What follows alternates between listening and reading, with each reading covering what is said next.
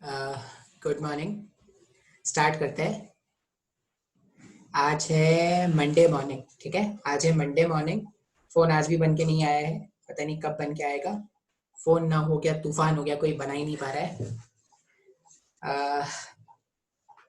क्या करा रहे थे? काइनेमेटिक्स। काइनेमेटिक्स में हमने स्ट्रेट लाइन मोशन स्टार्ट किया था और स्ट्रेट लाइन मोशन में कुछ बेसिक फॉर्मूलाज मैंने आपको डिराइव करके बता दिया था। अब उन बेसिक फॉर्मूलाज को यूज़ करके आपको क्वेश्चन सॉल्व करना सीखना पड़ेगा। कुछ क्वेश्चंस मैंने करा भी दिए थे, ठीक है। कोई एक या दो क्वेश्चन आज मैं फिर से डिस्कस करा देता हूँ। फिर आप क्या करोगे, जितना क्वेश्चन आप खुद से प्रैक्टिस करोगे उतना ही आपके काम में आएगा, ठीक है। सिर्फ आप लेक्चर देखते रहोगे तो उससे कुछ हाथ नहीं लगने वाला। आपको क्या करना पड़ेगा, क्वेश्चन खुद से प्रैक्टिस भी करना पड़ेगा। आप देखो क्वेश्चन कैसे। क्वेश्चन ऐसा है कि सपोज यहां से ऐसे डायग्राम बना लेते हैं, फिर क्वेश्चन लिखते हैं। क्वेश्चन क्या है? हाँ, क्वेश्चन में ऐसा बोला गया है, if a particle moves if a particle moves along the circular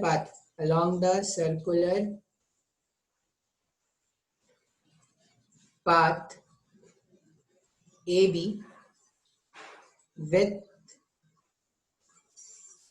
a constant speed. If a particle move along the circular path AB, ये O है, ठीक है, AB with a constant speed V, then find the change in velocity. Find the change in velocity from moving from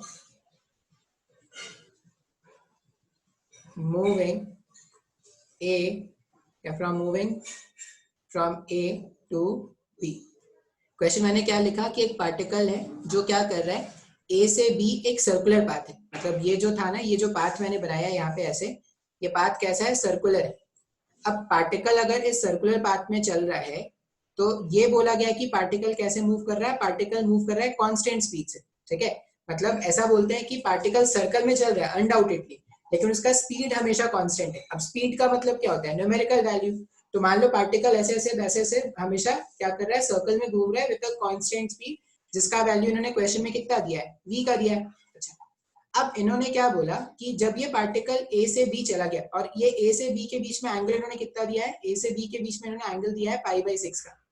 मतलब जब ये π/6 rotate करके चला गया, ए से बी चला गया, तब इसका चेंज इन वेलोसिटी क्या होगा, ये पूछा गया। अब पार्टिकल का स्पीड कांस्टेंट है, वेलोसिटी कांस्टेंट है क्या?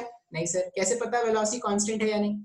अगर आप बात करोगे तो वेलोसिटी एक वेक्टर क्वांटिटी है।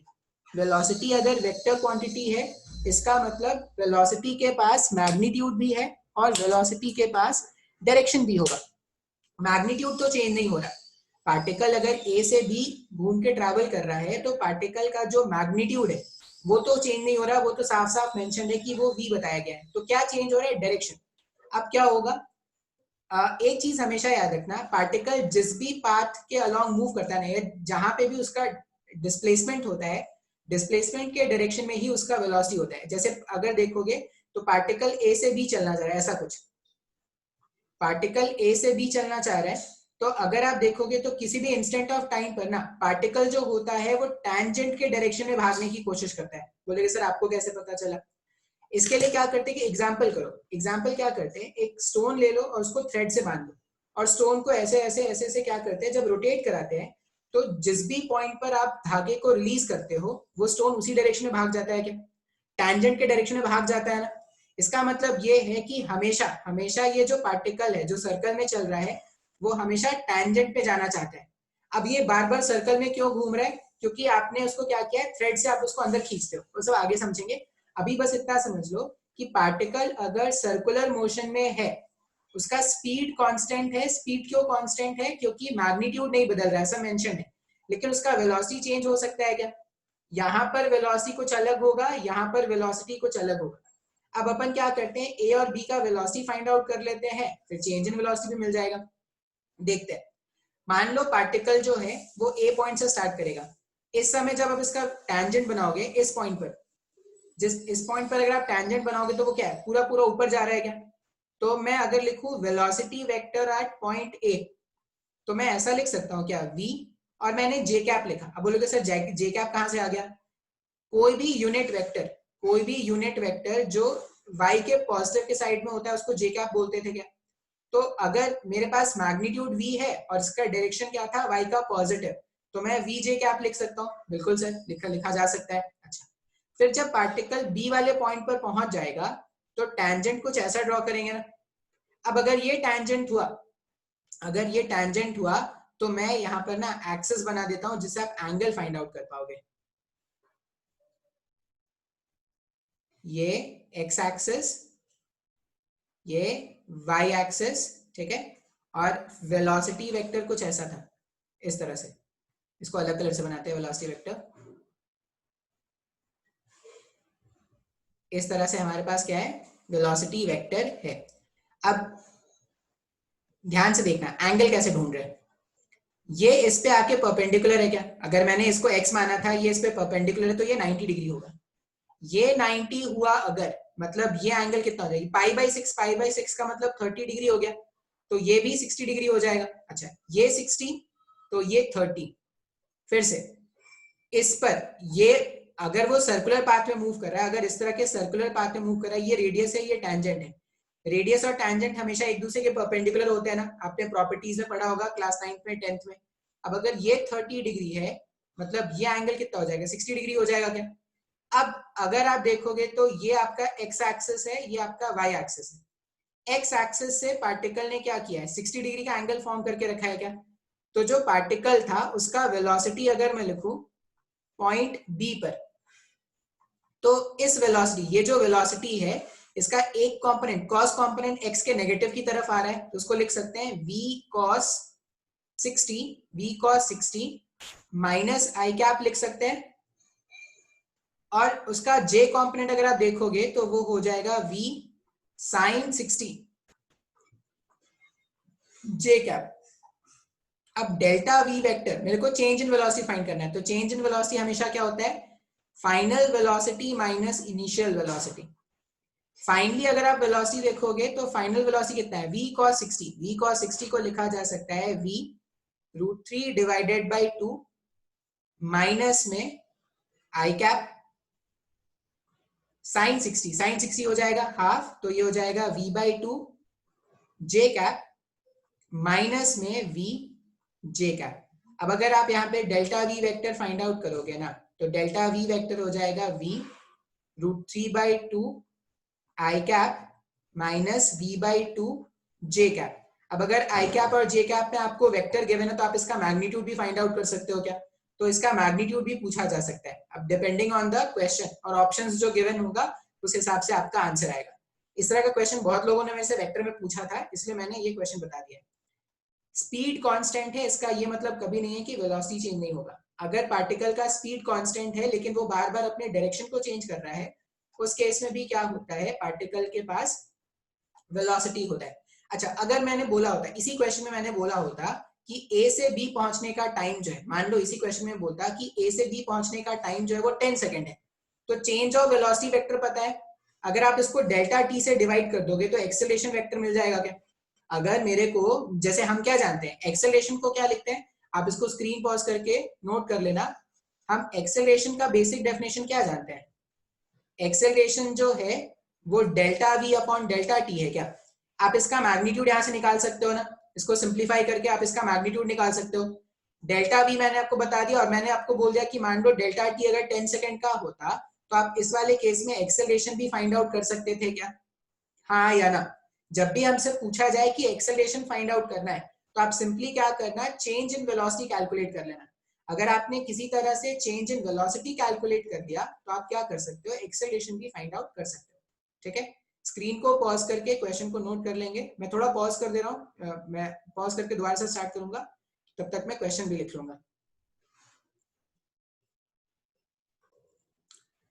नेक्स्ट क्वेश्चन देखो, a body moving with uniform acceleration in a straight line, ठीक है, कोई बॉडी है जो यूनिफॉर्म एक्सेलरेशन से चल रहा है स्ट्रेट लाइन में, डिस्क्राइब्स 25 मीटर, पार्टिकल क्या कर रहा है 25 मीटर कवर करता है इन 5th सेकेंड, ये 5 सेकेंड्स नहीं बोला गया है, ये बोला गया है 5th सेकेंड, 5th सेकेंड का मतलब है 4th सेकेंड के खत्म होने से 5th सेकेंड तक, या एग्जैक्टली 5 सेकेंड पे पार्टिकल ने कितना चला 25 meters and 33 meter in 7 second, और वो क्या कर रहा है 7th सेकेंड में वो 33 मीटर्स का डिस्टेंस ट्रैवल कर रहा है। अब आपसे ये पूछा गया है कि find the initial velocity and acceleration of this particle. अगर 5th second, exactly 5th second में वो 25 मीटर्स कवर करता है, और अगर वो 7th सेकेंड में अगर वो 33 मीटर कवर करता है, तो पार्टिकल का इनिशियल वेलोसिटी और पार्टिकल का एक्सेलरेशन कितना होगा, ये पूछा गया है। अब हम क्या जानते हैं, हम एक फॉर्मूला जानते हैं एसएनएथ। एसएनएथ का फॉर्मूला मैंने आपको डिराइव कराया था। एसएनएथ का फॉर्मूला होता है u plus a divided by 2 twice of n minus 1। ये फॉर्मूला हमने देखा था क्या। अब ये फॉर्मूला क्यों यूज कर रहे हैं, क्योंकि सर यही तो बोला गया है ना, अगर मैं n के प्लेस में 5 रख दूंगा तो एक इक्वेशन बन जाएगा, अगर मैं n के प्लेस में 7 रख दूंगा तो एक और इक्वेशन बन जाएगा। अब देखते हैं, अब देखो मुझे क्वेश्चन में इनिशियल वेलोसिटी और एक्सेलरेशन पूछा गया है, तो दो वेरिएबल्स हैं, u को हम क्या बोलते हैं, ये जो इनिशियल वेलोसिटी है उसको हम u रख देते हैं और एक्सेलरेशन के प्लेस में a रख देते हैं।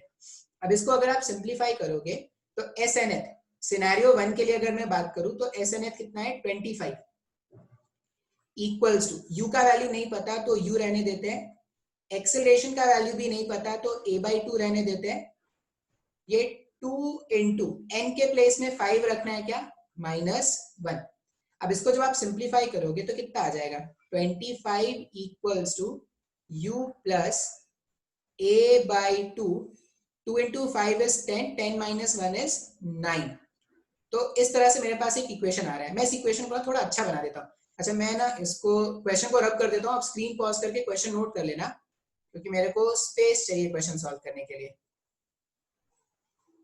अच्छा अब अगर मैं पहला इक्वेशन, ये जो मेरे पास इक्वेशन आया है, पूरे इक्वेशन को अगर मैं 2 से मल्टीप्लाई कर दूं ना, तो मेरे पास इधर आ जाएगा 50 equals to twice of u plus 9a, ये लिख देते हैं इक्वेशन 1।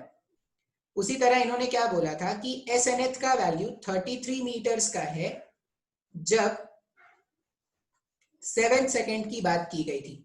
7th सेकेंड मतलब n के प्लेस में क्या रख देंगे 7 रख देंगे, माइनस में 1, तो यहां पर हो जाएगा 33 equals to u plus a, अभी भी नहीं पता तो a divided by 2, 2 into 7 is 14, 14 minus 1 is 13। इस इक्वेशन को भी क्या करते हैं ना, थोड़ा अच्छा दिखा देते हैं, मतलब इक्वेशन जब तक अच्छा नहीं दिखेगा सॉल्व करने में अच्छा नहीं लगेगा।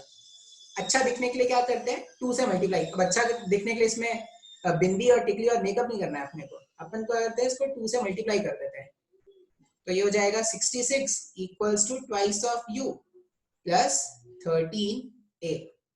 ये आ गया हमारे पास इक्वेशन नंबर 2। इक्वेशन 1 भी दिख रहा है, इक्वेशन 2 भी दिख रहा है। सर ऐसे इक्वेशन तो बचपन से सॉल्व करते आए सर, अभी सॉल्व करके आंसर बताते हैं। पहला इक्वेशन अगर मैं लिख दूं इसके साथ में 2u प्लस 9 ऑफ a, दोनों इक्वेशन को क्या करते हैं ना आपस में सब्ट्रैक्ट कर देते हैं, माइनस माइनस माइनस, प्लस में 2u और आपस में 2u गायब हो जाएगा। 66 में 50 अगर मैं माइनस करूं तो ये आ जाएगा 60, सॉरी, और ये आ जाएगा 4a। इसका मतलब सॉल्व करने पर a का वैल्यू 4 मीटर पर सेकेंड स्क्वायर आ रहा है। a का वैल्यू मिल गया, अगर a का वैल्यू मिल गया तो मैं किसी भी इक्वेशन पे a का वैल्यू सब्स्टिट्यूट कर दूं। मान लो इक्वेशन 1 पर क्या करते हैं a का वैल्यू सब्स्टिट्यूट कर देते हैं तो u का वैल्यू मिल जाएगा। तो मैं लिख देता हूं putting value of a, putting value of a in equation 1, तो ये हो जाएगा 50 equals to 2 times of u plus 9 into 4 is 36। This ये 36 को अगर उधर भेज दिया जाए तो ये हो जाएगा 14 equals to 2 times of u। बहुत ही प्यारे प्यारे आंसर्स आए हैं। u का वैल्यू आ गया 7 मीटर पर सेकेंड और a का वैल्यू आ गया 4 मीटर पर सेकेंड स्क्वायर। तो SNH पर मैंने एक सिंपल सा प्रॉब्लम आपको सॉल्व करा दिया। देखो मैं जितने भी मैंने फॉर्मूलाज बताए हैं ना, उसमें मैं कुछ सिंपल सिंपल प्रॉब्लम्स आपको करा दे रहा हूँ, ठीक है। बाकी देखो प्रैक्टिस तो आपको ही करना है, आप जितना अच्छा से प्रैक्टिस करोगे उतना अच्छा कंसेप्ट आपका होगा। फिर से इसको स्क्रीन को पॉज करके मैं नेक्स्ट क्वेश्चन लिखता हूँ, फिर वो नेक्स्ट क्वेश्चन सॉल्व करेंगे। देखो नेक्स्ट क्वेश्चन क्या है। नेक्स्ट क्वेश्चन हमने ऐसा लिखा है, अ ट्रेन एक्सेलरेट्स, अ ट्रेन एक्सेलरेट्स मतलब पहले पहले तो उसका एक्सेलरेशन होना है, एक्सेलरेट्स फ्रॉम रेस्ट, रेस्ट से एक्सेलरेट करेगा। जो भी इंफॉर्मेशन मिलते जाए ना उसको लिखते जाना। देखो कभी भी काइनेमेटिक्स के क्वेश्चन कैसे सॉल्व करना है, जो भी इंफॉर्मेशन मिले वो लिखते जाओ, जो भी डेटा मिले वो लिखते जाओ और फिर सिंप्लीफाई कर दो। जैसे सबसे पहला बात मुझे क्या पता चला कि पार्टिकल जो है वो रेस्ट से स्टार्ट कर रहा है, तो उसका इनिशियल वेलोसिटी क्या है, 0 है। अच्छा कितने टाइम तक, तो t1 टाइम तक, t1 टाइम तक पार्टिकल का कुछ एक्सेलरेशन है। अब कितना एक्सेलरेशन है, एक्सेलरेशन a है मान लेते हैं लेट, ठीक है। एक्सेलरेशन का रेट नहीं बताया इन्होंने, एट अ कांस्टेंट रेट, अच्छा बताया है at a constant rate a and then it retards at a constant rate b। अच्छा अब अगर 0 से t1 टाइम तक, 0 से t1 टाइम तक एक्सेलरेशन था, तो t1 टाइम के बाद after time t1, after time t1, अब इनिशियल वेलोसिटी अब क्या होगा, अब 0 नहीं रहेगा। अब इसने क्या किया था, कुछ ना कुछ वेलोसिटी अटेन कर लिया था, मैं उसको लिख देता हूं v max। अब बोलोगे सर आपने v max क्यों लिखा, v max इसलिए लिख रहे हैं क्योंकि जब तक एक्सेलरेशन है तभी तक तो पार्टिकल का स्पीड बढ़ेगा ना, जैसे ही रिटार्डेशन आना स्टार्ट हो जाएगा पार्टिकल का स्पीड कम होना स्टार्ट हो जाएगा। तो यहाँ पे मैंने देखा कि फॉर टाइम t1, 0 से t1 टाइम तक इनिशियल वेलोसिटी 0 है, टाइम t1 था, एक्सेलरेशन a था, उन्होंने बताया है, लेट नहीं है, उसी के टर्म्स में आंसर आएगा। t1 टाइम के बाद अगर मैं बात करूं तो अब इनिशियल वेलोसिटी क्या हो जाएगा, v max हो जाएगा। क्या मैं क्या बोल रहा हूं कि मेरे पास ऐसा है, पार्टिकल जो था वो ऐसा कुछ चला होगा, a पॉइंट से उसने चलना स्टार्ट किया, b पॉइंट पर आ गया और ये c पॉइंट पर आ गया। अब a से b तक वो कैसे मूव कर रहा है, एक्सेलरेट करते हुए। a से b तक वो एक्सेलरेट कर रहा है, किस रेट से एक्सेलरेशन, a के रेट से एक्सेलरेशन हो रहा था। यहां से यहां का टाइम कितना बोला गया है, t1 बोला गया। अच्छा यहां पर इनिशियल वेलोसिटी 0 है, लेकिन b वाले पॉइंट पर जो, अब देखो a से b का जो फाइनल वेलोसिटी होगा वो b से c का इनिशियल वेलोसिटी होगा क्या, तो यहां पर पार्टिकल का वेलोसिटी कितना हो जाएगा, v max लिख देंगे, ठीक है। अच्छा b से c जाते वक्त उन्होंने क्या बोला कि अब रिटार्डेशन होना है।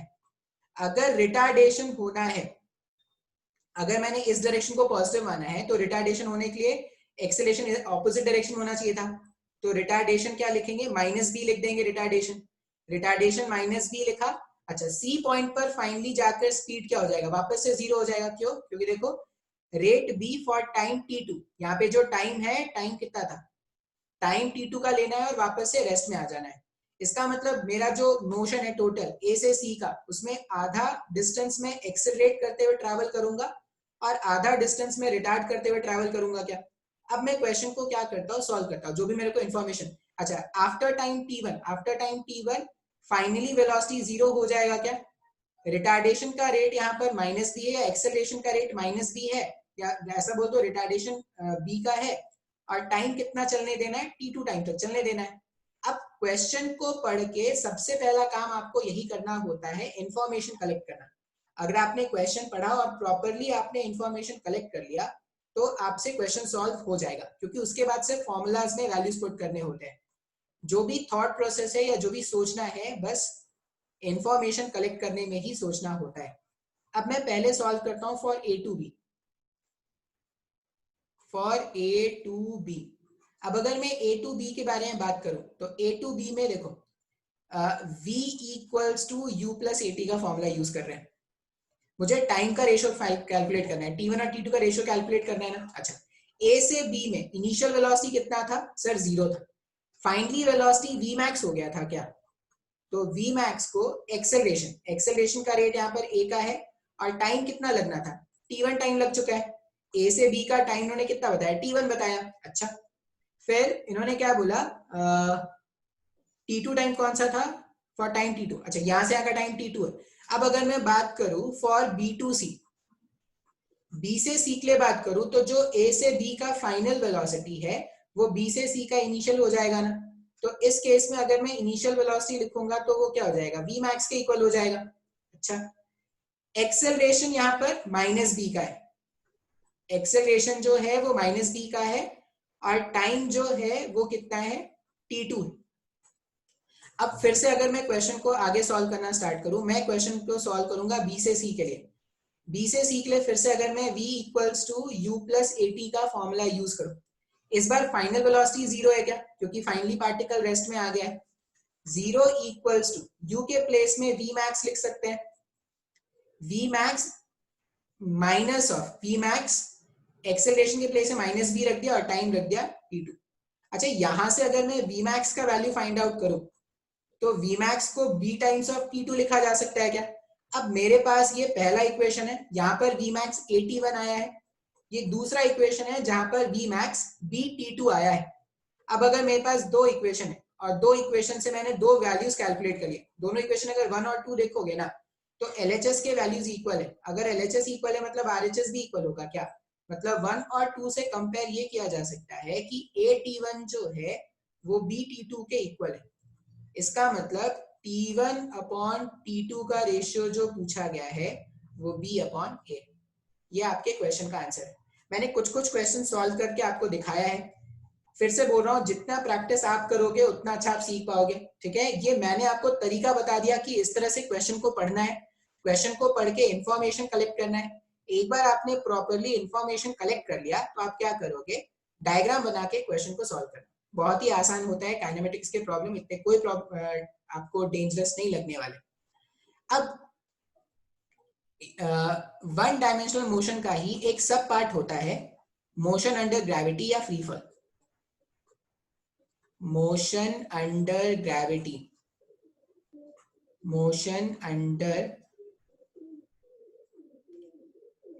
ग्रेविटी या फ्री फॉल, ठीक है। वन डायमेंशन मोशन के अंदर ही हमारे पास क्या होगा, एक टॉपिक आता है जिसको हम बोलते हैं मोशन अंडर ग्रेविटी या फ्री फॉल। अब जब भी अर्थ के ग्रेविटेशनल पुल के कारण कोई पार्टिकल मूव करता है ना, उसके मोशन को क्या बोलते हैं, फ्री फॉल। मतलब किसी भी ऑब्जेक्ट का मोशन अगर अर्थ के ग्रेविटेशनल पुल के कारण हो रहा है तो उस तरह के मोशन को हम क्या बोलेंगे, फ्री फॉल। अब फ्री फॉल में क्या करते हैं हम, फ्री फॉल के क्वेश्चंस जो हैं उसको आपको ना एक एप्लीकेशन से ही बताते हैं, मतलब एग्जांपल से ही बताएंगे और कुछ इसमें नहीं होता। एग्जाम्पल आपको बता दूंगा, जो एग्जाम्पल मैं आपको बता दूंगा उस एग्जाम्पल को अगर आप अच्छे समझ जाओगे तो कोई भी प्रॉब्लम ऐसा नहीं होगा जो आपसे सॉल्व नहीं होने वाला। देखते हैं, मान लो ये हमारा ग्राउंड है, प्यारी धरती माता, ठीक है, ये हमारा ग्राउंड। पार्टिकल जो है वो कुछ तो h हाइट पर है, ठीक है, पार्टिकल जो है वो कुछ तो h हाइट पर है और इस h का वैल्यू मैं मान लेता हूं 100। ये जो h है उसका वैल्यू मैं मान लेता हूं 100 मीटर्स है। मैं वेरिएबल्स के टर्म्स में फॉर्मूला भी डिराइव कर दूंगा यहीं से और एक क्वेश्चन भी आपको सॉल्व करा दूंगा साथ साथ। मतलब h का वैल्यू कितना है, 100 मीटर्स का है। और यहां पर क्या करते हैं, एक पार्टिकल है जिसको आप चाहो तो ड्रॉप कर सकते हो, आप इसको फेंक सकते हो। तो मैं क्या करता हूं, मैं इस बार ड्रॉप नहीं, अगर मैं बोल दूं कि ड्रॉप, जैसे मैंने ऐसा बोल दिया कि जो पार्टिकल था उसका इनिशियल वेलोसिटी, जो पार्टिकल है उसका इनिशियल वेलोसिटी क्या है, v है, ठीक है।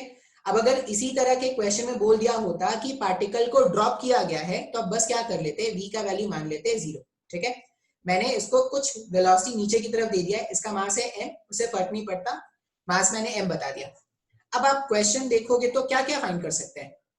मान लो जो v है, v का भी एक वैल्यू ले लेते हैं, एक एग्जांपल ले लेते हैं कि v का जो वैल्यू है वो 10 मीटर पर सेकेंड का है। मतलब मैंने इसको इस बार ड्रॉप नहीं किया है, अगर ड्रॉप करोगे तो बस क्या कर देना, 0 से स्टार्ट कर देना, या 0 लेके ही बता देते हैं, पहले 0 बता देते हैं तब सही रहेगा। मान लो मैंने इसको क्या कर दिया है, ड्रॉप कर दिया है, v का वैल्यू यहाँ पर क्या है, 0 मीटर पर सेकेंड से स्टार्ट करेंगे। अच्छा, अब अगर आप देखोगे तो अर्थ क्या कर रहा है, अर्थ जो है उस ऑब्जेक्ट पे फोर्स अप्लाई करना स्टार्ट करेगा क्या, अर्थ जो है इस ऑब्जेक्ट को क्या करेगा, अपनी तरफ खींचना स्टार्ट करेगा। अब जिस फोर्स से अर्थ किसी ऑब्जेक्ट को अपनी तरफ पुल करता है, उस फोर्स को उस ऑब्जेक्ट का वेट कहते हैं। अब बिकॉज ऑफ दैट फोर्स ये जो पार्टिकल है वो नीचे की तरफ गिरना स्टार्ट हो जाएगा विद एन एक्सेलरेशन, जिसे हम बोलते हैं एक्सेलरेशन ड्यू टू ग्रेविटी, जिसका वैल्यू है g। 9.8 रखेंगे या 10 मीटर पर सेकेंड स्क्वायर रखते हैं फॉर सिंपल कैलकुलेशन। अब अगर मैं बोलूं कि जब मैंने इसको रिलीज किया, ये पॉइंट है a, ये पॉइंट है b। अब a से b में अगर मैं बात करूं तो देखो स्टार्टिंग मेरे को पता क्या क्या है अभी, इनिशियल वेलोसिटी पता है क्या, अगर मैं v को 0 मान लूं, मैंने ड्रॉप किया अगर, तो इनिशियल वेलोसिटी 0 मीटर पर सेकेंड ले लेंगे। अगर ड्रॉप नहीं किया होता, फेंका होता, तो क्या होता, कुछ वैल्यू हो जाता है इसका। अच्छा, फिर जो हाइट है या जो डिस्प्लेसमेंट है, अब आपको ना एक साइन कन्वेंशन याद रखना पड़ेगा। क्वेश्चन जब भी फ्री फॉल के क्वेश्चंस आप सॉल्व करोगे तो आपको एक साइन कन्वेंशन याद रखना है। वो साइन कन्वेंशन बहुत जरूरी है। अब साइन कन्वेंशन इसलिए जरूरी है क्योंकि अगर आप साइन कन्वेंशन प्रॉपरली यूज करोगे तो कभी भी क्वेश्चन आपसे रॉन्ग नहीं होंगे। नहीं तो क्वेश्चन में क्या होता है, बच्चों को पता ही नहीं होता है कि सर जी का वैल्यू नेगेटिव लेना है, जी का वैल्यू पॉजिटिव लेना, वो परेशान होते रहते हैं। बोलते हैं सर जी का वैल्यू नेगेटिव ले, पॉजिटिव ले, क्या ले, अपने को नहीं समझ में आ रहा है। एक सिंपल सा साइन कन्वेंशन है जो थ्रू आउट दिस लेक्चर हमें याद रखना है, या जब तक जिंदगी है हमारी, जब तक फ्री फॉल पढ़ेंगे, खुद भी पढ़ेंगे, दूसरों को भी पढ़ाएंगे, अपने बच्चों को भी पढ़ाएंगे, जब भी फ्री फॉल पढ़ेंगे तो ये जीवन काल तक याद रखेंगे कि किसी महापुरुष ने आपको एक ज्ञान दिया था। क्या दिया था आपने, उसने आपको बोला था कि एक साइन कन्वेंशन मान लो भाई साहब, क्या कोई भी वैल्यू अगर आप नीचे के डायरेक्शन में जाके मेजर करोगे आप उसको लिख देना नेगेटिव, और कोई भी वैल्यू अगर आप ऊपर की तरफ जाके मेजर करोगे पॉजिटिव। आप चाहो तो साइन कन्वेंशन उल्टा भी कर सकते हो, आप इसको पॉजिटिव मान लोगे, इसको नेगेटिव मान लोगे, तब भी आपका आंसर गलत होगा, आपका तब भी आंसर सही आएगा। लेकिन आपको समझना पड़ेगा, बहुत जरूरी है समझ में आना। तो स्टार्टिंग में तो आप ऐसा ही करो कि इसको, इस डायरेक्शन को रखो नेगेटिव और ऊपर वाले डायरेक्शन को रखना पॉजिटिव। ठीक है, स्टार्टिंग में तूफानी बनने की कोशिश नहीं करेंगे। एक बार समझ में आ गया, लगा कि ठीक है भाई अब तो सीख ही लिया है, अब चाहे तो अपना कंसेप्ट बिगाड़ना है, बनाना है, जो भी करना है आप करना। स्टार्टिंग में मेरी पर्सनल एडवाइस है कि जो साइन कन्वेंशन मैं बता रहा हूँ वैसा ही मानना। ठीक है, आपने अपने घर में जो सीखा है, अपने स्कूल कॉलेज में जो सीखा है, बहुत अच्छा सीखा है, मैं उसको नहीं चैलेंज कर रहा, लेकिन मैं आपको बोल रहा हूँ कि ये तरीका अगर आप यूज करोगे तो आप क्वेश्चंस को बहुत इजीली सॉल्व कर पाओगे, या कम से कम क्वेश्चन को मिस्टेक तो नहीं करोगे। अब फॉर ए टू बी, अगर पार्टिकल ए से बी चला तो डिस्प्लेसमेंट क्या होना चाहिए, ए से बी पार्टिकल, अगर पार्टिकल ऐसे ऊपर से नीचे गिरता है तो जो डिस्टेंस है वही तो डिस्प्लेसमेंट है ना। मैं सिर्फ कहां तक के मोशन के बारे में कंसर्न हूं, जब तक ये ग्राउंड को टच नहीं कर देता, ग्राउंड को टच करने से जस्ट पहले तक के मोशन के बारे में कंसर्न हूं। जैसे ही ग्राउंड को टच कर देगा वो अलग कहानी है, उसके बारे में बात नहीं करेंगे। हम जो भी कहानी पढ़ रहे हैं वो पढ़ेंगे just before touching the ground. अब एस, अगर आप ए से बी का डिस्प्लेसमेंट कोई मुझसे पूछेगा तो बोलोगे सर 100 मीटर, लेकिन जब आपको ये साइन कन्वेंशन समझ में आ गया होगा ना तो आप बोलोगे -100 मीटर। सर क्यों? क्योंकि पार्टिकल ए से बी जब नीचे गया, ए से बी जब पार्टिकल नीचे जा रहा है तो साइन कन्वेंशन से देखो, ए से बी जाने पर डिस्प्लेसमेंट क्या करेंगे, डाउनवर्ड डायरेक्शन में जाके मेजर कर रहे हैं। अगर डिस्प्लेसमेंट डाउनवर्ड डायरेक्शन में जाकर मेजर कर रहे हैं तो डिस्प्लेसमेंट को क्या लिखेंगे, -100 मीटर। ठीक है, आप इसको स्लैश करके एच भी लिख दो, क्योंकि आपके पास एक फॉर्मूला भी आ जाएगा फिर एट द एंड, यहाँ पे स्लैश करके लिख देते हैं यू। ठीक है, फिर और क्या पता है, एक्सेलरेशन ड्यू टू ग्रेविटी पता है। अब यहाँ पे बताओ तो एक्सेलरेशन या रिटार्डेशन है, एक्सेलरेशन या रिटार्डेशन डिपेंड करता है फोर्स और चलने के डायरेक्शन पर।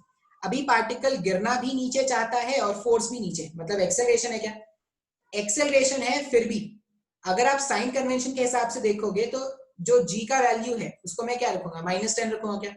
अब बहुत लोगों के यहाँ पे कान खड़े हो जाएंगे, बोलेंगे सर आप तो बोल रहे हो एक्सेलरेशन है, आपने फिर नेगेटिव क्यों लगा दिया। मैंने नेगेटिव लगाया है साइन कन्वेंशन के लिए। साइन कन्वेंशन ये बोलता है कि कोई भी चीज अगर आप नीचे जाके मेजर करोगे तो वो क्या रखोगे आप, नेगेटिव।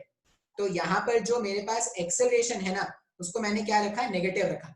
मतलब ये वाले क्वेश्चन के हिसाब से वी एच और जी, अगर मैंने पार्टिकल को ऐसे मान लो नीचे फेंका है, पार्टिकल को नीचे फेंका मतलब वेलोसिटी भी नेगेटिव होता, पार्टिकल नीचे मूव कर रहा है डिस्प्लेसमेंट भी नेगेटिव है, और पार्टिकल का जो एक्सेलरेशन है डाउनवर्ड डायरेक्शन में है, तो उसको भी मैंने क्या रख दिया, माइनस ऑफ जी रख दिया। अब तुमसे क्या क्या लोग पूछ सकते हैं, तुमसे लोग पूछ सकते हैं find the time, find the time taken by the ball, taken by the ball to reach the ground. Ground पहुंचने के लिए पार्टिकल को कितना टाइम लगेगा, ये पूछ सकते हैं। पहला क्वेश्चन, आसान क्वेश्चन। अब देखो मेरे पास क्या क्या है, इनिशियल वेलोसिटी है, डिस्प्लेसमेंट है, एक्सेलरेशन भी है, एस पता, यू पता, ए पता, क्या ढूंढना है, टाइम ढूंढना है। तो S equals to U T plus half A T square का अगर हम फॉर्मूला यूज करें तो टाइम का वैल्यू निकाल सकते हैं क्या, ठीक है। अब मैं इसको नहीं रब कर सकता तो मैं इसको ही रब करूंगा, जो क्वेश्चन है उसी को रब करूंगा, उसी में जो प्लेस बचेगा वहीं पे हमारा सोल्यूशन हो जाएगा। आप स्क्रीन को पॉज करके क्वेश्चन नोट डाउन कर लेना। सोल्यूशन, यू पता, एस पता, ये पता, हम क्या जानते हैं, वी नो, ऐसा लिख दिया करेंगे, ठीक है। जब स्कूल कॉलेज के लिए क्वेश्चन सॉल्व करोगे ना तो लिख देना वी नो, आए ना आए वो बाद में सोचना, पहले लिख लेना वी नो। अब वी नो क्या है कि एस जो है वो you T plus half A T square है। अच्छा एक और चीज हमेशा याद रखना, ये जो फॉर्मूला में एस आता है ना वो डिस्टेंस नहीं होता, वो डिस्प्लेसमेंट होता है, ठीक है। ये आपको मैं समझा दूंगा डिस्टेंस और डिस्प्लेसमेंट का मतलब। यहाँ पर एस यहाँ पर क्या है, एस जो है वो डिस्टेंस है, सॉरी वो डिस्प्लेसमेंट है, डिस्टेंस नहीं, ये हमेशा याद रखना है। अब पार्टिकल स्ट्रेट लाइन में चल रहा है, ए से बी में पार्टिकल स्ट्रेट लाइन में चल रहा है विदाउट चेंजिंग इट्स डायरेक्शन, तो जो डिस्टेंस होगा वही डिस्प्लेसमेंट होगा, इसलिए मैं दोनों में से कुछ भी कैलकुलेट कर सकता हूँ, डिस्टेंस या displacement, using the same formula. लेकिन बहुत सारे केसेस में जब मैं इस फॉर्मूले को यूज करूंगा तो वहां से जो वैल्यू आएगा वो क्या आएगा, डिस्प्लेसमेंट आएगा। अब लिखना स्टार्ट करते हैं। एस का वैल्यू कितना है, एस का वैल्यू मेरे पास -100 है क्या, बिल्कुल। यूटी का वैल्यू, अब यहां पर अगर मैं यूटी का वैल्यू पुट करूं तो u इंटू टी कितना हो जाएगा हमारे पास, इनिशियल वेलोसिटी अगर 0 है तो 0 इंटू टी यहाँ पे क्या हो गया, 0 हो गया, ये तो 0 मल्टीप्लाइड बाय एनीथिंग 0 हो गया, माइनस ऑफ हाफ, एक्सेलरेशन के प्लेस में मैंने माइनस जी लिखा है, या -10 लिख देते हैं, यहाँ पे वैल्यूज पुट कर रहे हैं ना, यहाँ पे रख देते हैं -10, -10 टी स्क्वायर। अब ये 0 से ये 0 कैंसिल कर सकते हैं, ये माइनस से ये प्लस कैंसिल हो सकता है क्या, तो मेरे पास कुछ ऐसा आ रहा है क्या, टी स्क्वायर इक्वल्स टू 20। इसका मतलब टाइम का वैल्यू रूट ओवर ऑफ 20 आ जाएगा ना। रूट ओवर ऑफ 20 क्या है, अब अगर कोई आपसे पूछे कि भाई रूट ओवर 20 क्या है, तो हम क्या जानते हैं, 16, 4 का स्क्वायर 16 होता है और 5 का स्क्वायर 25 होता है, मतलब ये 4 और 5 के बीच में है ना, 4 और 5 के बीच में, और किसके ज्यादा पास है, 4 के ज्यादा पास है, मतलब ये अप्रोक्सीमेटली क्या है, 4.4 मीटर पर सेकंड, सॉरी 4.4 सेकंड्स के आसपास हो।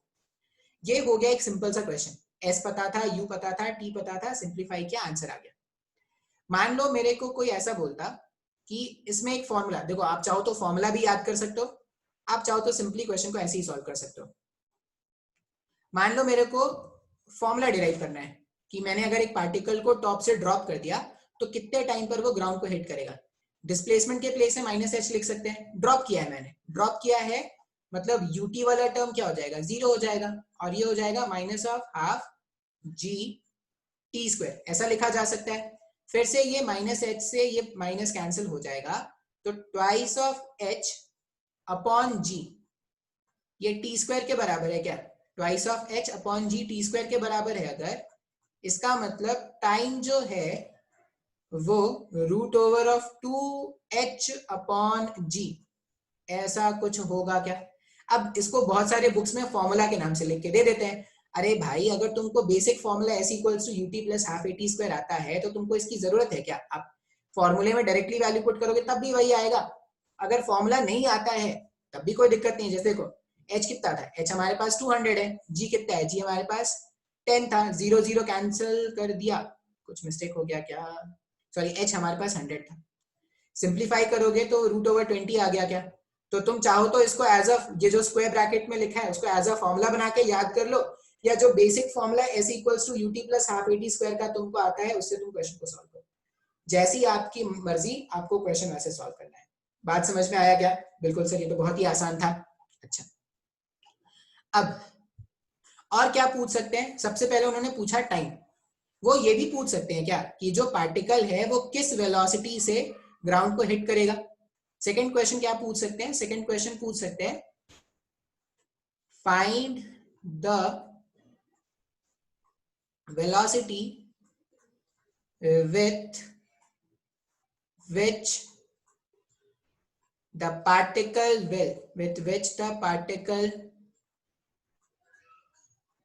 will hit the ground।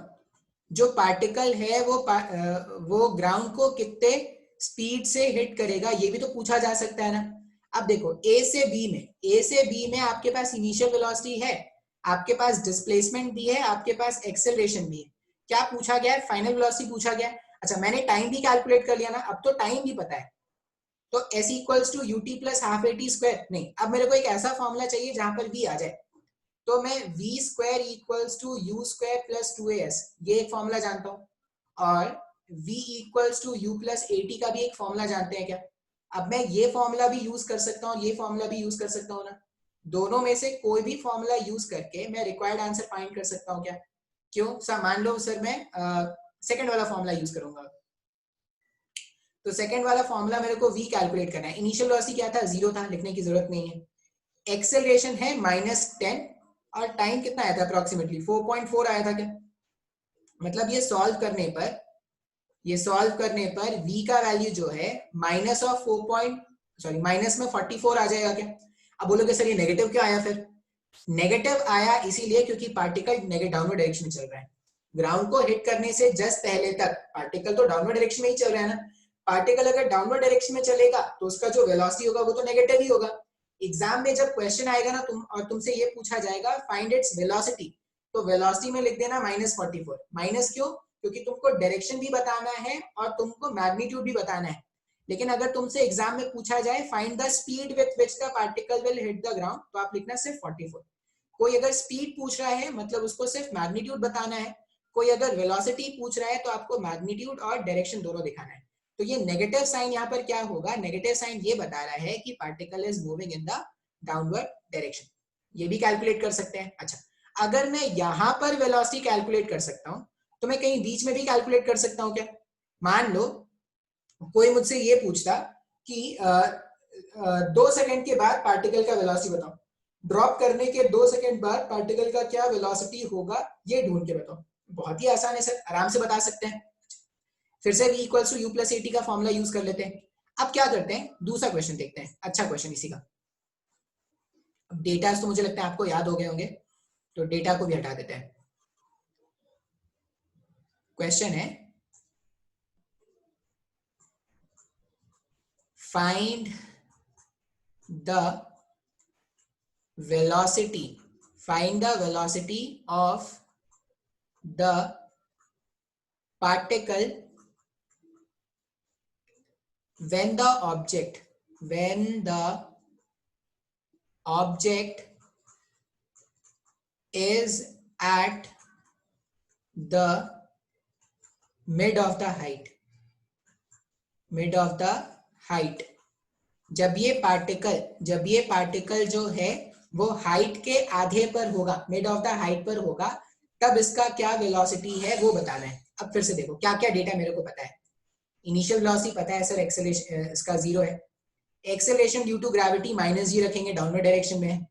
Displacement इस बार -h/2 या -50 रखेंगे क्या, क्योंकि मुझे आधा ही ट्रैवल करना है। u पता है, a पता है, s ढूंढना है, सॉरी s भी पता है, क्या ढूंढना है, v। फिर से ये formula v square u square plus 2as का लगाएंगे, ये फॉर्मूला में वैल्यूज पुट करेंगे तो सॉल्व करने पे अपने को आंसर मिल जाएगा क्या। अब देखो अगर मैं वैल्यूज पुट करूं तो u स्क्वायर क्या हो जाएगा, 0 हो जाएगा। v square equals to 2 acceleration -g displacement -50। सही से साइन कन्वेंशन नहीं पुट करोगे ना तो कुछ अजीब से वैल्यूज आने स्टार्ट हो जाएंगे। जैसे बहुत लोग बोलते हैं सर g नेगेटिव रख दो, डिस्प्लेसमेंट पॉजिटिव रहने दो। अरे अगर g नेगेटिव रखोगे, डिस्प्लेसमेंट पॉजिटिव रखोगे तो रूट के अंदर एक नेगेटिव वैल्यू आ जाएगा क्या, जो सॉल्व कर पाओगे क्या, नहीं। आपको v स्क्वायर नहीं जानना, आपको v जानना है। तो v यहाँ पर कितना हो जाएगा, 2 into 10 into 50, 50 into 2 is 100, 100 into 10 is इतना, मतलब ये हो जाएगा 10 √10 मीटर पर सेकेंड। ये सॉल्व करना जानते हैं ना, √1000 का वैल्यू। बता देता हूँ यार, नहीं तो कुछ लोग कंफ्यूजन में ही मर जाएंगे, सर √1000 का वैल्यू ये कैसे आया।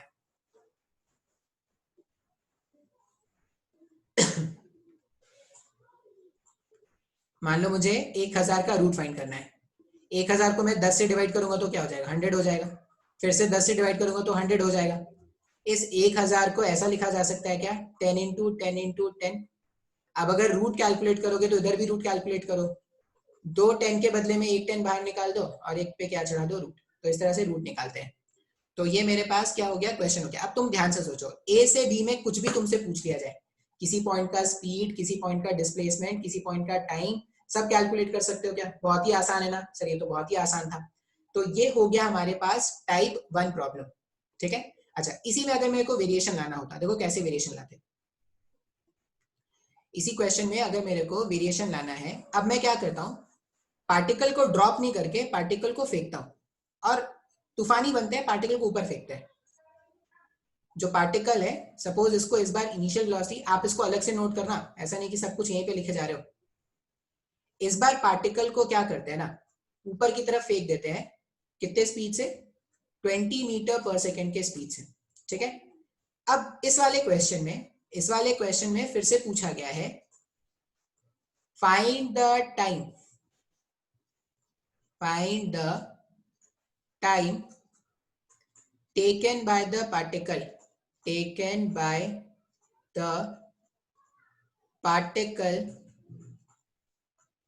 to reach ground। कितने समय के बाद पार्टिकल ग्राउंड पर वापस पहुंच जाएगा, अगर कोई ये कैलकुलेट करने को बोलेगा आपको। बहुत गर्मी हो रही है यार। अब अगर कोई आपसे पूछे कि कितने टाइम के बाद पार्टिकल ग्राउंड पर वापस पहुंच जाएगा, ये कैलकुलेट करना है, तो इसका पाथ देखो। हमने पार्टिकल को क्या किया, ऊपर फेंका है। पार्टिकल को ऊपर फेंका, इसका मतलब क्या है, ये थोड़े दूर तक ऊपर जाता है, फिर नीचे गिरना स्टार्ट करता है क्या? देखो इसका मोशन कुछ ऐसा होगा, ऐसा। अब ऐसा मोशन क्यों हो रहा है? जब तुमने इसको फेंका तो इसका इनिशियल वेलोसिटी आपने कितना दिया था, इसको येलो से लिखता है, अच्छा लग रहा था। यू का वैल्यू हमने रखा है 20 मीटर पर सेकेंड का, प्लस में रखेंगे क्या, क्योंकि ऊपर की तरफ फेंका है। अच्छा, अब u का वैल्यू ऊपर की तरफ है, जहां से फेंका है मान लो वो पॉइंट है a, ये पॉइंट है b, और जस्ट ग्राउंड के पास एक पॉइंट है c। अब अगर मैं a से b के बारे में बात कर रहा हूं पहले, for a to b, a से b के लिए अगर आप देखोगे तो a से b का मतलब क्या हो गया, इनिशियल वेलोसिटी कितना है 20 का, एक्सेलरेशन ड्यू टू ग्रेविटी अभी भी डाउनवर्ड डायरेक्शन में है, तो -10 मीटर पर सेकेंड स्क्वायर। अच्छा, a से b, अब a से b में अगर आप देखोगे तो फाइनली वेलोसिटी जो होगा b पॉइंट पर रेस्ट पे आ जाएगा क्या, तभी तो उसके बाद नीचे गिरना स्टार्ट करता है। तो अगर फाइनली वेलोसिटी रेस्ट पर आ जाएगा तो मेरे पास u पता है, a पता है, v पता है। इसको यूज करके मैं a से b का टाइम निकाल सकता हूँ ना। बिल्कुल सर, a से b का time v equals to u plus 80 अगर मैं यूज करूंगा, यहाँ पर v equals to u plus 80 अगर मैं यूज करूंगा, तो देखो v पता है, u पता है, a पता है, t कैलकुलेट कर सकते हैं क्या? हाँ सर, t कैलकुलेट कर सकते हैं। अच्छा, फिर a से b का डिस्प्लेसमेंट भी कैलकुलेट कर सकते हैं ना। v square u square plus 2s का फॉर्मूला अगर मैं यूज करूं तो a से b का डिस्प्लेसमेंट भी कैलकुलेट कर सकते हैं। हाँ सर, बिल्कुल कर सकते हैं। अब मान लो यहां से यहाँ का हाइट भी मुझे मिल गया, यहां से यहाँ जाने का टाइम मिल गया, यहाँ से यहाँ जाने का हाइट मिल गया। अब ये जब B से नीचे गिरना स्टार्ट करेगा, B से C नीचे गिरना स्टार्ट करेगा, तो जो पहले वाला क्वेश्चन सॉल्व किया था वही आ गया ना। बस अब क्या हो जाएगा, जो पहले हाइट 100 मीटर का ट्रैवल कर रहा था, अब 100 प्लस ये भी ट्रैवल करेगा क्या B से C आने पर। तो ये क्वेश्चन तो बहुत ही आसान है सर। अब क्या करेंगे, A से B का टाइम कैलकुलेट कर लो, B से C का टाइम कैलकुलेट कर लो, दोनों को ऐड कर दो, आंसर आ जाएगा। ये तरीका सही है, लेकिन थोड़ा टाइम टेकिंग। अब टाइम टेकिंग क्यों हुआ, क्योंकि पहले तुमने ए से बी का अलग सॉल्व किया, फिर बी से सी का अलग सॉल्व किया, वेलोसिटी कैलकुलेट किया, डिस्प्लेसमेंट कैलकुलेट किया, तब जाके तुम्हारे पास आंसर आ रहा है।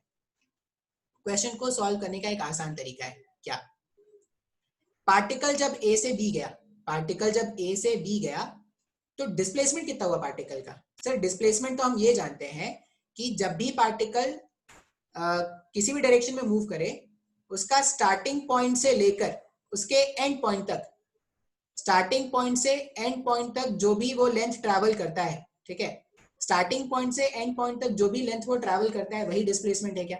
तो इस वाले डायग्राम में पार्टिकल नो डाउट ऐसा चला है, पार्टिकल का डिस्टेंस ये रेड वाले से जो मैंने बनाया है वो है, लेकिन डिस्प्लेसमेंट अभी भी जो ग्रीन लाइन से बनाया है वो है क्या? मतलब इस पर्टिकुलर क्वेश्चन में अगर मैं ए से सी के बारे में बात करूं, अगर मैं बात करूं ए से सी के बारे में, तो ए से सी के बारे में फाइनल वेलोसिटी मेरे को पता है क्या? ग्राउंड पर किस वेलोसिटी से हिट करेगा ये पता है क्या अपने को? नहीं। ये तो टॉप मोस्ट पॉइंट का वेलोसिटी 0 था ये पता है। अच्छा क्या पता है फिर? मुझे ये पता है कि पार्टिकल का जो डिस्प्लेसमेंट है वो -100 का है। सर ये तो समझ ही नहीं आ रहा है सर। अरे पार्टिकल ने ए पॉइंट से स्टार्ट किया और बी तक चला गया, तो जब ए से बी गया तो डिस्प्लेसमेंट कितना हुआ? 100 का ही हुआ ना, क्योंकि डिस्प्लेसमेंट तो सीधा सा मतलब है स्टार्टिंग पॉइंट से एंड पॉइंट जाने का जो स्ट्रेट लाइन पाथ है। अब u पता है, a पता है, s पता है, और मुझसे पूछा गया है टाइम। मैं ये फॉर्मूला यूज कर सकता हूँ क्या? s equals to ut plus half A T square. फॉर्मूले को यूज करते हैं। अब बाकी वेरिएबल्स तो आपको पता ही है, तो थोड़ा स्पेस खाली कर लो। डिस्प्लेसमेंट कितना रखना है? 100 का रखना है, s के प्लेस में -100 रख दिया। u इस बार 0 नहीं है, ऊपर फेंका है प्लस में, तो प्लस में रखेंगे 20 इंटू टी, जो टाइम कैलकुलेट करना है उसको t रहने दिया, minus of half into 10 T square. अब इस इक्वेशन को सिंप्लीफाई कर लेंगे, टाइम का एक क्वाड्रेटिक आ गया क्या? सिंप्लीफाई करेंगे, सॉल्व करेंगे, जो भी आएगा वो आंसर है। कैसे? इसको आसान बनाते हैं, पूरे इक्वेशन को 2 से मल्टीप्लाई कर दो, -200 40t माइनस 10t स्क्वायर, और सबको 10 से डिवाइड कर दो। 0 गया, 0 गया, 0 गया, माइनस टी स्क्वायर को अगर उधर भेज दो तो प्लस में टी स्क्वायर, माइनस में 4t, माइनस में 20, ये 0 हो जाएगा क्या? अब इसको सॉल्व करना है। सॉल्व कैसे करेंगे? तो टाइम को सॉल्व करने के लिए क्वाड्रेटिक इक्वेशन से सिंप्लीफाई करते हैं। a का वैल्यू है 1, b का वैल्यू है -4, c का वैल्यू है -20, तो minus of b plus 4 plus minus root over of b का स्क्वायर। b का स्क्वायर कितना हो रहा है? 16 माइनस 4 इंटू ए है 1 और ये है -20 डिवाइडेड बाई 2 इंटू 1। टाइम का वैल्यू आ जाएगा +4 प्लस माइनस रूट ओवर, ये 20 प्लस 4 ये कितना हो गया? 80, माइनस माइनस प्लस हो जाएगा, ये रूट में कितना आ जाएगा? 80 प्लस 60 96, और इस पूरे को डिवाइड करना है 2 से। ठीक है, अब रूट ओवर 96 डेफिनेटली 4 से तो बड़ा है, मतलब देखो टाइम का वैल्यू कभी नेगेटिव तो हो नहीं सकता। अगर टाइम का वैल्यू नेगेटिव नहीं हो सकता, इसका मतलब क्या है कि सिर्फ प्लस वैल्यू इसका कंसिडर करेंगे क्या? तो देखो टाइम का अगर मैं एक अप्रोक्सीमेट वैल्यू निकालू ना, तो 4 प्लस 96 अगर देखोगे तो 10 के बहुत ही पास है। 10 का स्क्वायर 100 होता है, और 9 का स्क्वायर क्या था? 81। 9 से बहुत दूर है, 10 से बहुत पास है। मैं इसका एक अप्रोक्सीमेट वैल्यू अगर मानूं, तो मैं इसका अप्रोक्सीमेट वैल्यू क्या कर सकता हूँ? 9.8 मान सकता हूँ क्या? 10 नहीं मान रहा, लेकिन 10 से बहुत पास मान लिया, डिवाइडेड बाई 2। ठीक है, 4 प्लस 9.8 कितना हो जाएगा? मैंने ये अप्रोक्सीमेट वैल्यू निकाला है, ऐसा नहीं कि सर ये तो कुछ अलग आ रहा है। अरे अप्रोक्सीमेट निकाला है इजी कैलकुलेशन के लिए। 19.8 प्लस 4 13.8 डिवाइडेड बाई 2 हो जाएगा क्या? 13.8 डिवाइडेड बाई 2 सेकेंड्स में ये तुम्हारा आंसर है। तो आई होप ये सेकंड वाला मेथड आपको भी अच्छा लगा होगा। नहीं तो आप ये भी कर सकते हो, ए से बी का टाइम निकालो, बी से सी का टाइम निकालो, दोनों को ऐड कर दो, यही आंसर आएगा आपका। अच्छा, अब मान लो मैं बोलूं कि सी पॉइंट पर पार्टिकल का क्या वेलोसिटी है ये भी बता दो। इसी क्वेश्चन में मैं बोलता अगर कि सी वाले पॉइंट पर, मतलब जस्ट वो ग्राउंड को हिट करने वाला है, तब पार्टिकल का क्या वेलोसिटी है, फिर से वो बता दो। तो फिर से देखो वेरिएबल्स तो पता ही है, इनिशियल वेलोसिटी कितना है? +20, एक्सेलरेशन कितना है? -10, डिस्प्लेसमेंट अभी भी कितना है? -100 का। फिर से अगर मैं ये फॉर्मूला यूज करूं v²u² प्लस 2as का, तो यहाँ पर मेरे पास क्या है? u का वैल्यू पता है, 2 पता है, a पता है, s पता है। यहाँ पे सॉल्व करने पे v भी आ जाएगा क्या? तो इस तरह से क्वेश्चंस आपके पास आएंगे। मैंने कोई फॉर्मूला के जैसे बताने का कोशिश नहीं किया है, मैंने आपको सीधा न्यूमेरिकल से ही समझाने का कोशिश किया है। इसी तरह से आपके पास क्वेश्चन आएंगे। ठीक है, इसमें एवरेज स्पीड, एवरेज वेलोसिटी वाले भी क्वेश्चन होंगे। ठीक है, डिस्टेंस डिस्प्लेसमेंट वाले क्वेश्चन भी होंगे, लेकिन वो नेक्स्ट क्लास में देखते हैं अगले एग्जांपल के साथ। आज इतना ही रहने देते हैं।